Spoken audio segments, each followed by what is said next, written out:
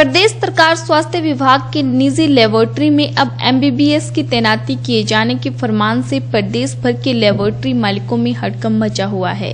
इस फरमान के विरोध में आज प्रदेश लेबोरेटरी टेक्नीशियंस वेलफेयर सोसाइटी के पदाधिकारियों ने पूर्व मुख्यमंत्री प्रेम कुमार धूमल से मुलाकात करके ज्ञापन सौंपा।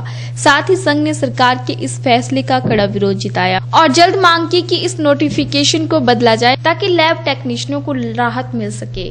प्रदेश लेबोरेटरी टेक्नीशियन वेलफेयर सोसाइटी के वरिष्ठ पदाधिकारी सुरेश चौहान ने बताया कि आज पूर्व सीएम धूमल से मिलकर लेबोरेटरी धारकों ने प्रदेश सरकार के एमबीबीएस डॉक्टर रखने के फरमान को वापस करवाने के लिए गुहार लगाई है। उन्होंने कहा कि अगर सरकार इस नोटिफिकेशन के वापस नहीं लेती है तो कोर्ट का दरवाजा खटखटाया जाएगा। साथ ही कहा कि अगर सरकार फैसले को वापस नहीं लेती है तो प्रदेश में 15,000 के करीब टेक्नीशियन बेरोजगार हो जाएंगे।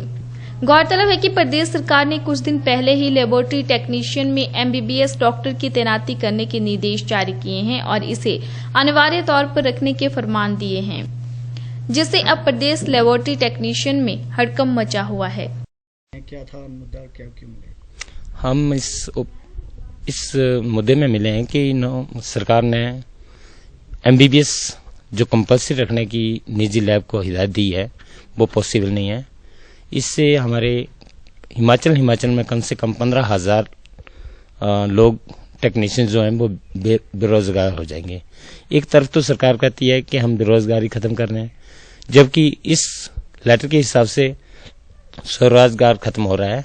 हम इस उपलक्ष्य में माननीय प्रोफेसर प्रेम धूमल जी से मिल रहे हैं कि सरकार तक इस बात को पहुंचाएं और हमारी रोजी रोटी के ऊपर कोई आंच न आए। क्या है इस नोटिफिकेशन में ऐसा जो नहीं मानी?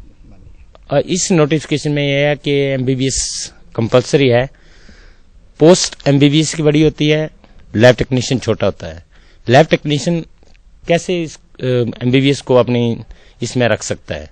उसकी हैसियत क्या है? वो बेचारा कमा रहा है, अपनी रोजी रोटी कमा रहा है, तो वो एमबीबीएस रखेगा तो कहाँ से अपने बच्चों का परिवार पेट पालेगा?